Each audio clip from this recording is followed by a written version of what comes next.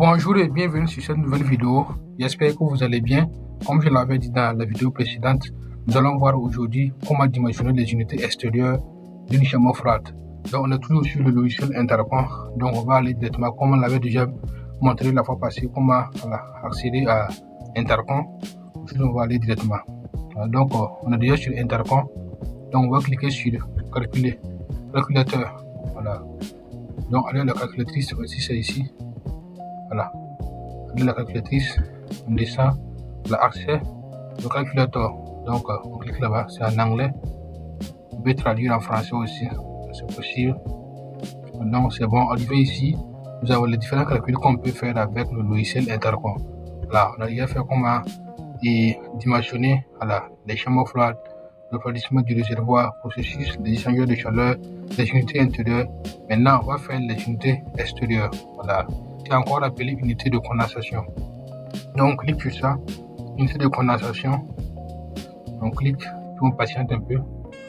Arrivé là, on commence le dimensionnement. Voilà, donc la température, basse température, si c'est l'origine du fonctionnement thermique. Donc ici notre chambre froide, ça sera entre combien de degrés Celsius. Dans cas, on va mettre entre moins 15 et 10 degrés Celsius. Donc c'est bon. Et ici c'est la construction, parce que vous voyez les groupes de condensation là, c'est des marques. Je pense que ça c'est quoi? Sigillus. Voilà, Sigillus. Donc ça c'est une marque à part. Donc nous allons essayer de mettre les différences, les modèles et tout, versions de ce groupe de condensation. Voilà. Donc on clique sur construction, les différents types. Voilà, il y a horizontal, il y a myote et vertical. Donc tout dépend de ce qu'on veut. Voici un peu la horizontale là. Voilà, donc voici vertical là. Vous voyez, donc on va avoir les miettes. Là, ça c'est un petit groupe, donc on laisse comme ça. Là, c'est pour une petite chambre froide. Donc on descend. Si c'est le réfrigérant à choisir, voilà, on va choisir quel réfrigérant, le R134A. Je pense que c'est mieux. Là, c'est le plus utilisé. Voilà. Donc on va choisir ça. Maintenant, au niveau de la fréquence, ça c'est la fréquence de notre courant d'électricité. C'est 50 Hz. Ça c'est bon. Voilà, donc ça veut dire qu'ici nous avons un réfrigérant de 404 plus R134A. Donc on aura des propositions de puissance qui va s'adapter avec ces différents réfrigérants. Voilà, donc on va descendre, commencer le dimensionnement.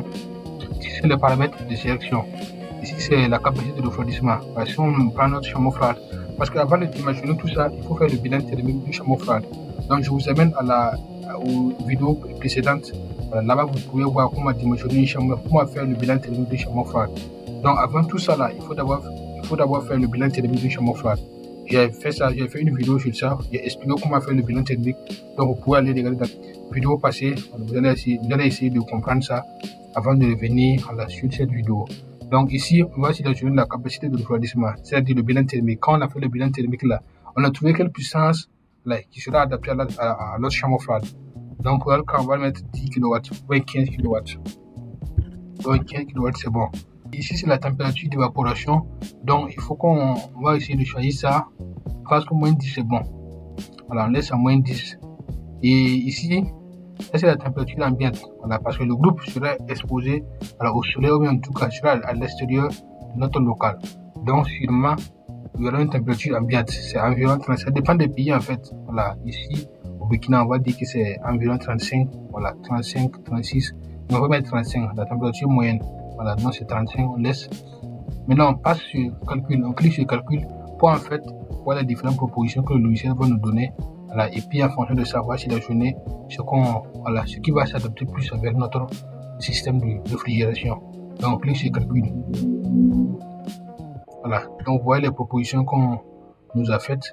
Et ici c'est voici des modèles, ça c'est tension, donc les fréquences, vous voyez, refroidissement, on descend jusqu'à 10 pages, on va aller jusqu'aux 20 pages, voir ce que ça va proposer.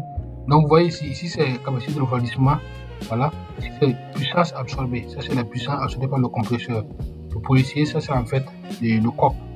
Maintenant ici c'est le match, voilà, ici ça sera en fait la correspondance, parce que nous on a dit qu'on veut une puissance, une capacité de refroidissement de 15 kW.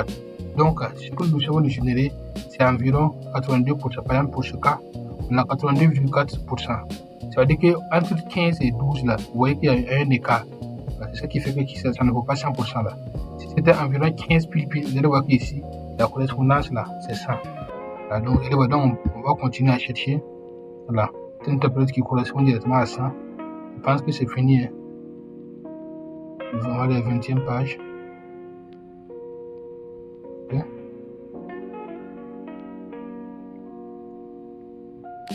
4e. Ouais, 5e. Ouais, donc ici, vous allez voir que on n'a pas une puissance en tout cas qui va, voilà, qui sera presque 15.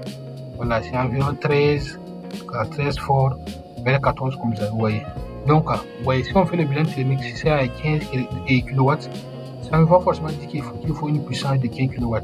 Il peut arriver qu'on trouve une puissance de 13 kW qui va adapter bien avec notre système. Vous voyez. Donc, pour notre cas, on n'a pas de solution que de choisir là. Et la puissance qui est en tout cas qui est un peu proche de notre puissance. Là, ici, c'est 13 et 500 combien 546 et ici c'est 15. Donc c'est un peu approximatif. Voilà. Maintenant, ce qu'il faut aussi vérifier, parce que vous allez voir souvent des groupes, voilà, de condensation 15 kW, mais en réalité, la puissance qu'ils vont délivrer là, ça ne va pas dépasser 12. Voilà. Mais ces systèmes-là, ces marques-là, quand ils mettent 13, 50, c'est que forcément, ils délivrent une puissance de 13. Voilà, c'est la particularité de ces marques-là, les marques de Intercom. Est-ce que vous comprenez?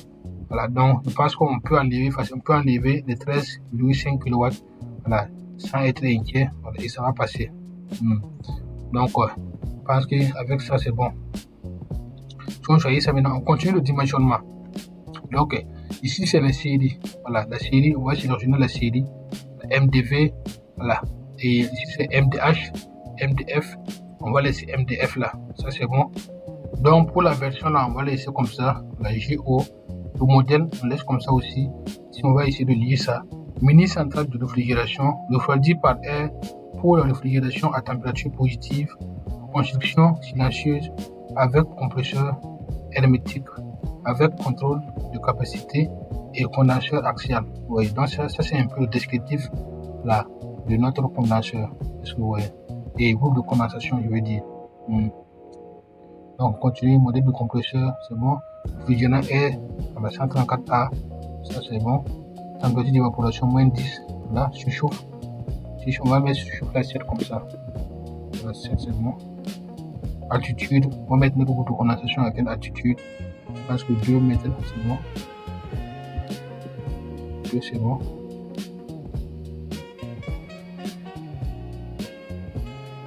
Donc, 2 mètres, c'est bon. On continue. Voilà. De là, si on met ces différentes valeurs là, le logiciel va nous générer automatiquement des valeurs ici. Ce que vous voyez. Donc ici, c'est la capacité de refroidissement de 13. Voilà. Donc, après le calcul, on nous a suggéré de prendre 13 kW. Voilà. Ici, la puissance absorbée par notre compresseur, c'est 7,4 kW.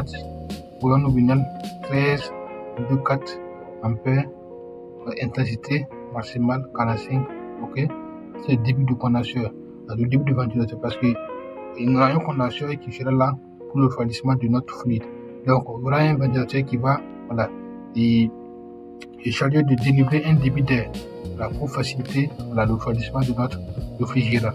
C'est ce débit qu'on a ici, là, environ 7000 m3 par heure. Ok. Alimentation électrique, 400 volts, là, 3 et 50 Hz. Ok. Le digiteur du COP, c'est le COP, voilà, 1,8. Le COP, c'est le rapport entre la puissance froide sur le travail du compresseur. Voilà. Donc, le glissement, la condensation 0. Ok. Paramètres de fonctionnement. Voilà. Ici, on a une température de condensation de 44, température de décharge 93. Ici, c'est débit de réfrigérant 0,0. Voilà, 94 kg par seconde. La température du liquide sous refroidi environ 40. Ok. Condenseur, la coefficient IA environ 3028 à la watt par Kelvin. Ok. Si c'est la chute de pression, environ 1,82 kW et Kelvin. Donc c'est bon. Maintenant on peut aller aux dimensions. Je veux dire les dimensions de notre groupe de condensation. Ici les différentes dimensions. Longueur, largeur, hauteur. Vous voyez, ça c'est le poids.